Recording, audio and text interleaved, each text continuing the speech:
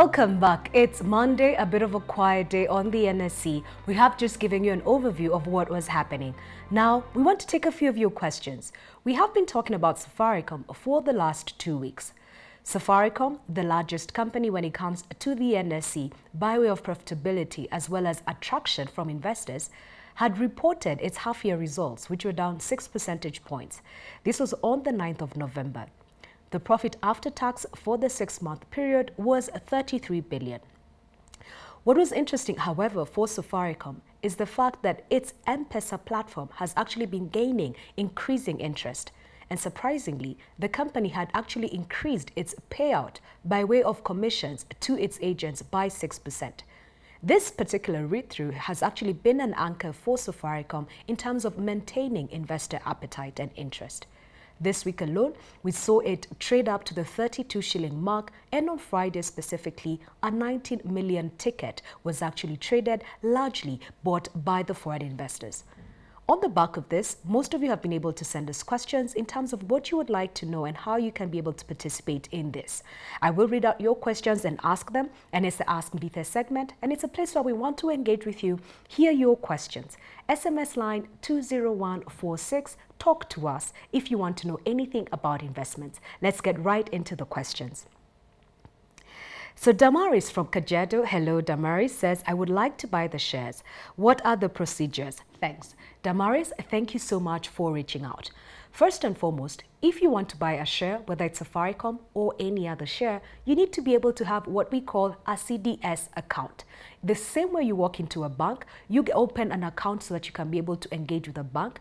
When it comes to shares, you must open a CDS account so that you can get access to buy and to sell. If you have your phone, Damaris or anybody else watching for that matter, I would encourage you, go to your phone, download an app called My NSE app. Once you download that app, it has a list of all the stockbrokers available. Of all the stockbrokers, 6 can give you the mobile platform, and then an additional 17 can trade with you online in terms of email.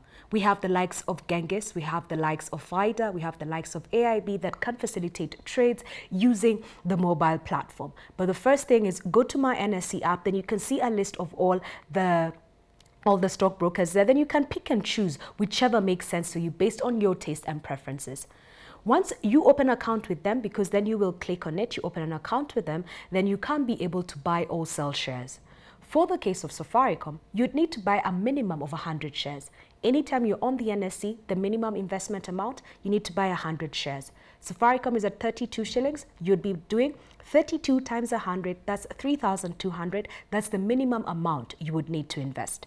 For this particular share, what you would do is after you open the account, then you can be able to transfer money via M-Pesa to your account. Then you can make the instruction to buy this particular share. Damaris, I hope that answers your question, but because this has been a recurring question, we will endeavor here on one of these Fridays to literally walk you through step by step. Step 1 is this, step 2 is this, something that we'll be able to bring to you. The second question is, hello, I own some shares, but I didn't receive a dividend this year. What could be the reason? Safaricom paid 1.4 shillings per share in terms of the dividend that was paid out. This dividend you should have already received by the middle of August. If you didn't receive it, it could be one of a couple of things. First and foremost, with your stockbroker, how did you indicate you wanted to receive your dividends? If you said you wanted to receive a check, then the company has written a check to you and sent it to your post office box. One of the key things that tends to happen is possibly you have changed your postal address or you haven't been to the general post office to go and collect your checks. In that case, when it comes to Safaricom, image registrars are the people who are responsible for the check disbursements. You can be able to call on them and ask them. What you would need to know is what is my CDS number, then you can call them and follow up. However, if you have received a check but you haven't banked it, you can take it back to image registrars and they can issue another check. But because today we are in a digital world, I'd highly encourage each and every one of you, if you have an existing brokerage account, go back to your broker and update your accounts so that you can receive your monies, whether it's dividends or whatever it is, by M-Pesa. The other question we have is, Safaricom, send me the app link. Really interested? We will be able to share the NSE app link in a few. Is it possible for an under 18 dude, Lamek from Kangemi Mountain View, to be able to invest? Lamek, thank you so much for your interest in investing. But for us in Kenya today, you have to be 18 and above, because as you're opening a brokerage account, you need your identification card, whether it's an ID, your national ID, or a passport. You also need to have a KRA PIN, because the company will ask you for that. Then they'll ask you for other statements such as your M-Pesa or maybe a bank statement or a utility statement just to authenticate you. So Lamek, don't worry, keep learning. Very soon I'm sure you will be part of the investing republic. But there's nothing stopping you doing it through your parents. So you can put money aside, ask your parents to open an account, then you can start to do it through them in advance. How can I invest in Safaricom and how will I benefit from the investment? That's another question. So I've just articulated the execution. Now, when it comes to Safaricom or any other stock you are looking at, two things come to mind. First and foremost, you're buying it because you want to buy it low and sell high, what we call capital appreciation. So that's the first way that you would benefit. For us, Safaricom today is at 32 shillings per share. Will it go slightly up from there? In the long term, most certainly. But at this point in time, the feeling and the sentiment in the market is that 32 more or less reflects the full value of Safaricom. You'd probably want to see towards the end of the year, can I get it at 30 shillings or less? That way you can be able to make some money when you buy low and sell high. Second way that you make money out of Safaricom is out of the dividend. As I had mentioned, they paid a 1.4 dividend per share in the last financial year. That's a 4.7% return. So that's the other way that you're able to make money out of Safaricom. Then somebody else says, kindly send me the details on how to buy Safaricom shares. I missed the info due to a power failure. So I hear all of you, and what we will do here as a team of markets today with our production team is we will go get the details and find a way to put it up there for you so that you can be able to have access to the opportunities and the tools to be able to invest. We will be taking a short break, but before we do that, this is something that is very important for you to know today. Over the weekend, Kenya Re was paying out a dividend as well, and it paid 0.1 shillings per share.